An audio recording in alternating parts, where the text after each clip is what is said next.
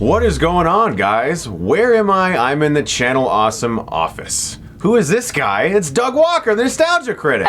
How you doing? Thanks so much for joining me on this review. Yeah, thanks for joining me in my office. Yeah, I appreciate it. We're currently working on a very special review for Channel Awesome. It's going to be out very soon. I hope you guys enjoy that. A very special episode of Nostalgia Critic. It's going to be fun. Like those after-school specials.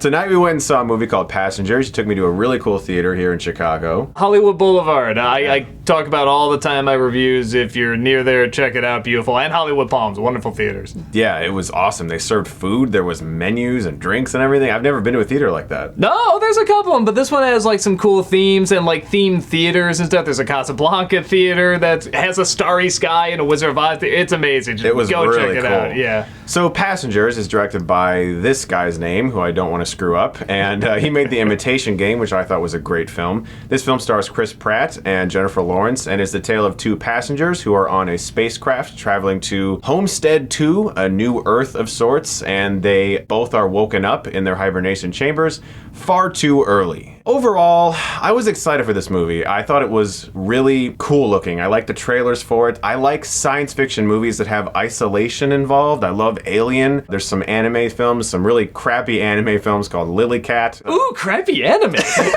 when you sell it like that, yeah, I'd be excited too. Oh, I love my crappy anime, but I love isolation science fiction, even some of the more shitty ones. And unfortunately, I found this movie disappointingly bland. I'm not sure how you felt about it. If you told me the idea, I'd be like, oh, okay, like that has potential. That has some neat stuff. And when I saw the trailer, I was just sort of like, well, okay, maybe if there's some twist or surprise or whatever. And pretty much what you see in the trailer is, again, not getting the spoilers or anything, but exactly what you think you're gonna get. There's nothing surprising in this film at all. The actors are just kind of doing their thing. I didn't even get that much chemistry or relatability off of them, and the whole film just has...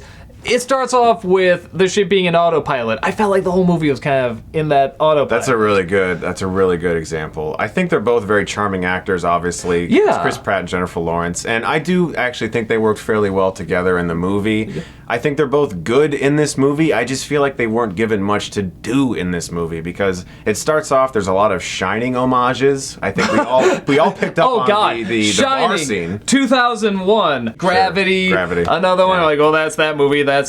And there's sort of all these movies. Nothing really felt that original, outside of maybe the design of the ship, like the outside design. It was really cool. It was sort of like a corkscrew. Cool. Yeah, into the front, it looks almost like a cell. I'm like, okay, that's cool. But everything else, I'm like, okay, I've seen that from this movie and this movie and this movie. Nothing felt new about it. So, some friends of mine read the original script for this movie. It was on the Blacklist for many years, which, if you don't know, is a list of unproduced scripts that are very popular. And according to them, there is a revelation of sorts that occurs in the third act of that script that this film took and put in the first act so that we know ahead of time what's going on. And according to my friends, it was a lot more of an impact in the script when you learn these details later. Do you kind of understand what I'm saying? I do. And honestly, watching this film, again, I won't give anything away, but I'm watching this thinking, if they told this in a different order, wouldn't have been 10 times more interesting. Yes, definitely. Like, you could pretty much tell the exact same story. You'd have to change some things with, like, the performances and stuff. I'm like, if you just told this in a different order, immediately it would have got my attention more. I would have been more fascinated more. There would have been twists and turns and stuff. And it's so rare that I say that because a lot of times they try to tell stories out of order, and it's like there's no reason for it, or it's a gimmick. But here, I think that's what would have made it interesting. Definitely. There are things I like about this movie. I think it's a really well-shot film. I think the special effects are beautiful. There's a really cool sequence where the ship loses gravity, and Jennifer Lawrence is swimming, and the water sort of floats up into the room and collides with each other. It's a seamlessly blended movie for me in between the CG and the real-life effects. I think it's a really great-looking movie. I like the music, too. It's a little overstated at times. Boy, man, I was just about to say, yeah, because you're right, it's not bad music, but there are times where I'm like, if there was no music here, again, it would just make so many of these scenes better. Yeah, and you feel the isolation more. It is a little overstated at times, but I liked some of the themes that the composer did. I missed who composed the movie. Thomas Newman? Is that it? Okay. Yeah, well, yeah. he's a great composer and a little loud sometimes. In regards to this movie, I enjoyed, I would say, the first act quite a bit. I liked the setup for Passengers. I liked Chris Pratt and Jennifer Lawrence wandering this ship trying to figure out what's going on. It's just that along the way, the film failed to really impact me or give me a reason to get into it anymore. And eventually towards the third act, there's another sort of thing that just kind of happens and they have to deal with it. And it's so brief and so quick and just thrown away in a second that it felt almost like they were like, hey, they should probably do something.